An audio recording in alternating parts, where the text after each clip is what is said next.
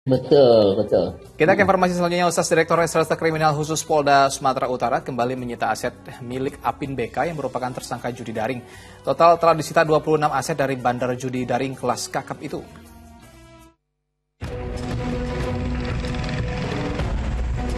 Dua ruko berlantai 3 dengan nilai 4 miliar rupiah yang berada di komplek perkantoran Tanjung Murawa, Kabupaten Deli Serdang langsung disita polisi. Sementara dua ruko lain dengan nilai 1,1 miliar rupiah turut disegel petugas. Sehari sebelumnya, polisi juga telah menyita 5 aset Apin BK berupa 2 rumah mewah di komplek perumahan Cemara Asri Deli Serdang. Kini petugas telah mengantongi 26 aset tersangka bandar judi daring itu dengan nilai yang fantastis. Dari proses penyitaan yang dilakukan oleh penyidik itu sebanyak 26 aset milik tersangka Joni alias Apin BK. Dari 26 aset yang sudah dilakukan penyitaan, total sebanyak 151,995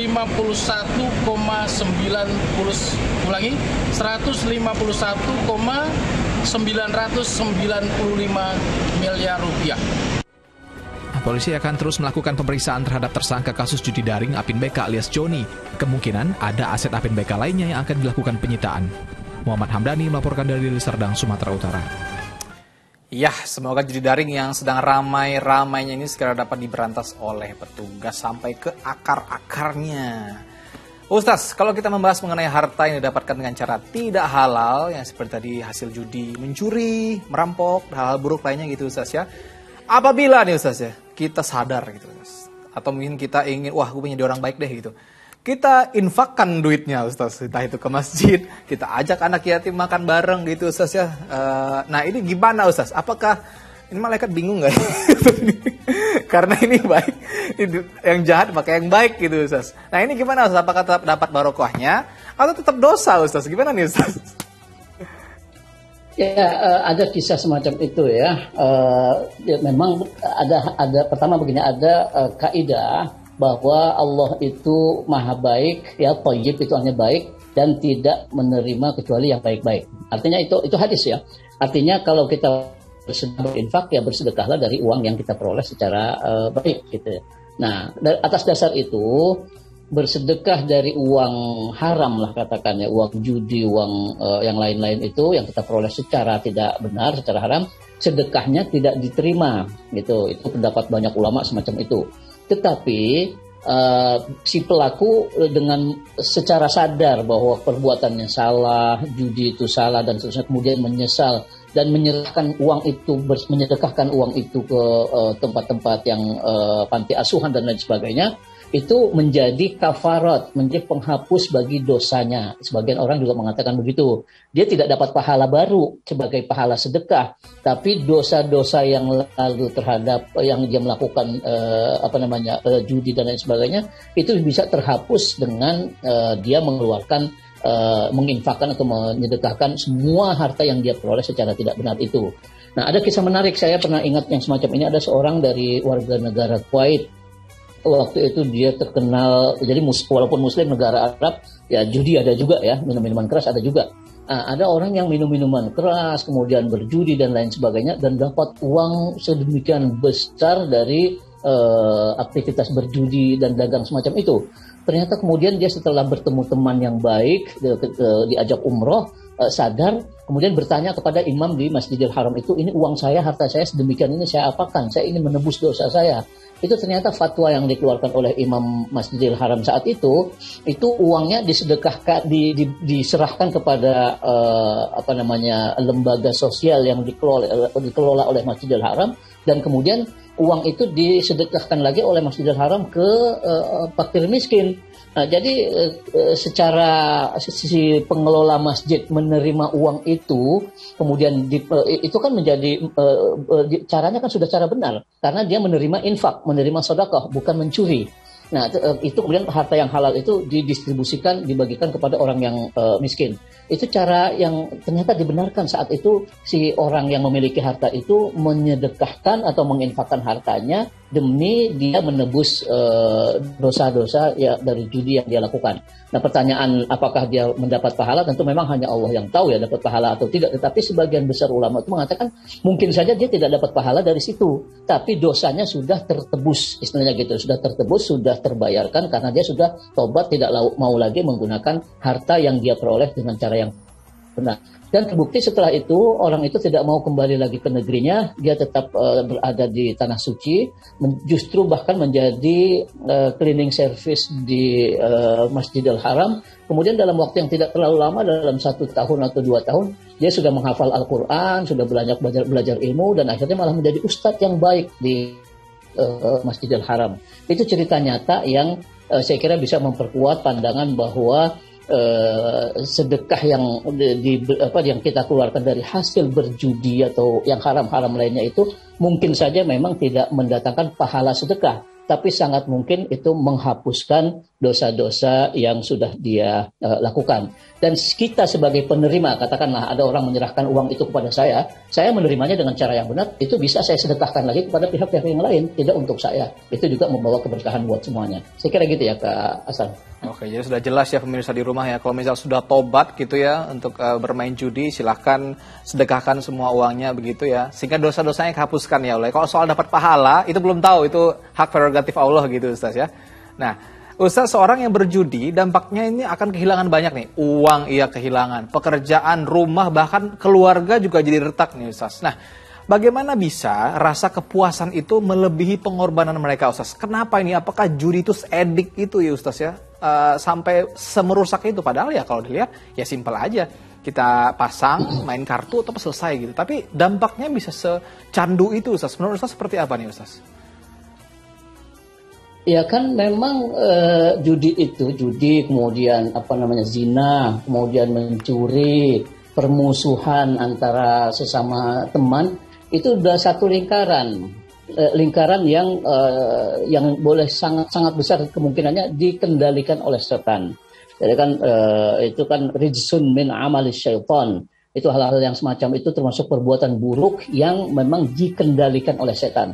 Nah, karena dikendalikan oleh setan itu bisa memanipulasi hal-hal yang tidak enak menjadi enak, hal-hal yang tidak indah menjadi indah.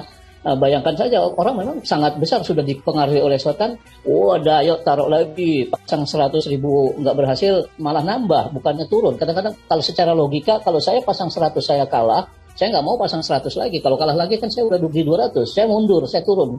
Tapi orang justru kadang-kadang kalah 100 malah nambah. Ini pasti yang sekarang saya akan menang. Saya pasang 200. Kalah lagi, naik lagi 500 karena merasakan nikmatnya itu.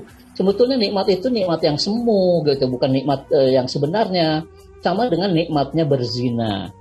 Bagi orang-orang yang berzina ya, itu kan mungkin saja ada ulama nih, saya pernah mendengar ulama mengatakan nikmatnya berhubungan badan antara suami istri yang sah dengan laki-laki dan perempuan yang bukan pasangan yang sah, itu secara nikmat katanya lebih nikmat yang bukan pasangan yang sah.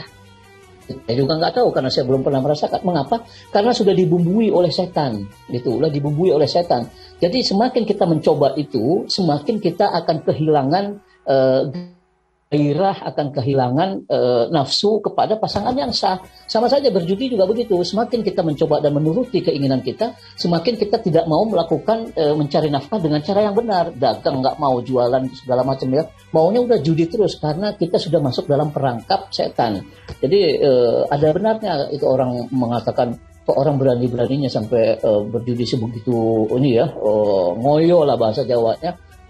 Padahal sudah mengorbankan segala macam, ya itu tadi karena dia sudah masuk dalam perangkap setan. Supaya kita terbebas dari itu, ya segera keluar, sadarlah bahwa kita sudah masuk ke dalam perangkap. Kalau sudah masuk ke dalam perangkap kan susah kita untuk keluar gitu, untuk kita udah terjebak. Nah, tetap masih ada jalan keluarnya, segera hindari itu, segera tobat. Kalau sudah terlanjur memperoleh uang dari hasil seperti itu, ya sedekahkan kepada lembaga-lembaga yang berwenang ya, untuk menyalurkan itu. Bukan untuk mendapat peroleh sedekah, harta sedekahnya ya, pahala sedekahnya, tapi paling tidak untuk membersihkan. Saya nggak mau lagi mengkonsumsi harta yang saya peroleh secara tidak benar itu.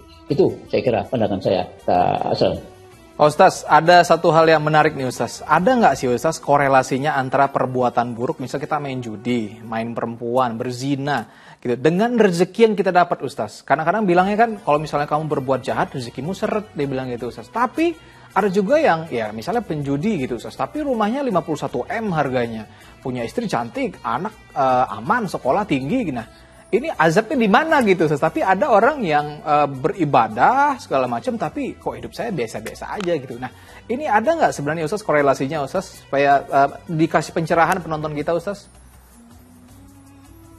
Ya, korelasi langsung sebetulnya begitu ya saya kira ya. Beribadah itu kan kita bukan untuk dunia tujuannya. Betul. Beribadah itu kan menunjukkan ketundukan kita kepada Allah. Jadi lepas kalau kita beribadah kepada Allah, kaya, miskin, sakit, tidak sakit, itu bukan persoalan. Kalau kita sudah meresapi betul makna ibadah seperti itu bukan persoalan. Nah, ketika kita melirik atau melihat orang lain yang katakanlah dia bermaksiat, tapi kok rumahnya lebih hebat, mobilnya banyak, saya yang udah ibadah berhari-hari, sholat tahajud saya nggak pernah kurang, kok saya begini-begini aja, itu saya udah salah berpikir begitu. Emangnya saya sholat untuk mendapatkan rumah? Enggak. Saya sholat memang untuk berbakti kepada Allah. Soal kemudian rezeki saya kebetulan seret, ya mungkin memang pertama pasti takdir Allah segitu. Kedua mungkin saya belum berbuat maksimal gitu. Saya hanya menunggu pemberian orang atau saya hanya menunggu rezeki itu datang. Bukan saya yang mendatangi rezeki itu. Padahal di sisi lain, seperti kata Imam Ali bin Abi Thalib, rezeki itu kan ada dua macam. Satu rezeki yang memang sudah Allah berikan, artinya pasti ini jatah kamu kejar atau tidak kejar, rezeki itu pasti akan datang kepadamu. Tapi ada jenis rezeki lain yang memang harus kamu usahakan. Allah umpamanya menakdirkan rezeki saya ada di dunia pendidikan. Saya dagang, bangkrut melulu saya dagang. Tapi begitu saya beralih, saya mengajar, saya jadi dosen, saya ini, oh ternyata alhamdulillah rezeki saya banyak dari situ. Nah itu rezeki yang semacam itu, menurut definisi Imam Ali tadi, rezeki yang memang harus saya kejar. Saya tidak bisa menunggu. Nah, sebagian orang kadang-kadang merasa bahwa rezeki itu memang pemberian Allah. Kalau sudah segitu ya segitu. Iya, dari satu sisi yang rezeki dijatah oleh Allah, memang ada yang seperti itu. Tapi ada sisi lain rezeki yang memang harus kita usahakan. Jadi dua-dua itu harus kita padukan. Dan itu tidak berhubungan langsung dengan ibadah kita, sholat. Banyak contohnya memang benar dalam dunia nyata, banyak sekali orang yang sholatnya baik gitu ya, hidupnya kok nggak seperti orang yang berbuat jahat. Ini yang Ya, jadi intinya seperti itu ya pemirsa, seperti kata Ustaz Arifin tadi bahwa korelasinya itu kalau misalnya kita beribadah ya udah beribadah aja. Jangan ada pamrih di sana, kita pengen beribadah tapi pengen tujuannya untuk supaya dapat duit, supaya kaya gitu. Tapi jadi tidak seperti itu ya. Jadi intinya kalau misalnya jadi kebanyakan orang kan gitu, Ustaz pengen beribadah supaya kaya gitu. Sebenarnya kan kalau beribadah ya udah pure untuk Allah aja gitu, Ustaz. Iya. Betul sekali, luar biasa. Ini satu jawaban yang luar biasa dari sudah keliru ya kalau ibadahnya seperti itu, sudah keliru. Nah, itu sudah keliru ya pemirsa. Terima kasih Ustaz Arifin, luar biasa.